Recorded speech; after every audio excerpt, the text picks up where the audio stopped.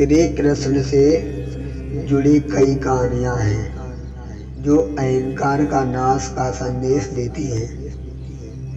एक प्रसिद्ध कहानी है जो भगवान श्री कृष्ण और इंद्रदेव के बीच के संघर्ष की, जिसे गोवर्धन पर्वत की कहानी के रूप में जाना जाता है। यह कहानी अहंकार का नाश और सच्ची भक्ति का महत्व सिखाती है। एक समय की बात है, गोकुल और वृंदावन के लोग हर साल इंद्रदेव की पूजा करते थे ताकि उन्हें अच्छी वर्षा और उपज मिले। एक दिन भगवान श्री कृष्ण ने देखा कि गांव वाले इंद्रदेव की पूजा के लिए तैयार हो रहे हैं। श्री कृष्ण ने उनसे पूछा, आप इंद्रदेव की पूजा क्यों करते हैं? गांव वालों ने कहा कि इंद्रदेव वर्षा करते हैं और इससे उनकी फसलें उगती हैं। श्री कृष्ण ने उन्हें समझाया कि असली शक्ति प्रकृति में निहित है और विशेषकर गोवर्धन पर्वत जो उनके जीवन को पोषित करता है, वह भोजन और चारागाह प्रदान करता है। इसीलिए गोवर्धन की पूजा करनी चाहिए। श्री कृष्ण ने सभी को गोवर्धन पर्वत की पूजा करने के लिए प्रेरित किया। यह सुनकर इंद्रदेव बहुत क्रोधित हो गए।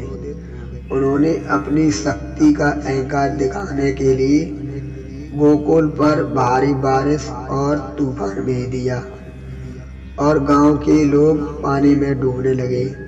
लेकिन श्री कृष्ण ने अपनी छोटी उंगली से गोवर्धन पर्वत को उठा लिया और सबको उसके नीचे आश्रय दिया। 7 दिन तक लगातार बारिश होती रही, लेकिन भगवान श्री कृष्ण ने सभी की रक्षा की। अंततः इंद्र को अपनी गलती और अहंकार का एहसास हुआ।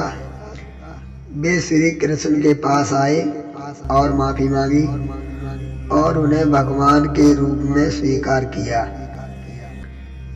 इंद्रदेव जो अपनी शक्ति और प्रभुत्व पर गर्व कर रहे थे और वे अहंकार में आकर अपनी शक्तियों का दुरुपयोग करने लगे, लेकिन भगवान श्री कृष्ण ने उन्हें सिखाया कि सच्ची शक्ति अहंकार में नहीं बल्कि विनम्रता और सेवा में है।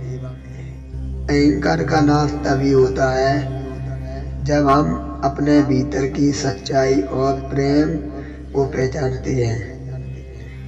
ये कहानी हमें यह सिखाती है कि चाहे हमारे पास कितनी भी शक्ति या संपत्ति हो, अहंकार का विनाश का कारण बन सकता है।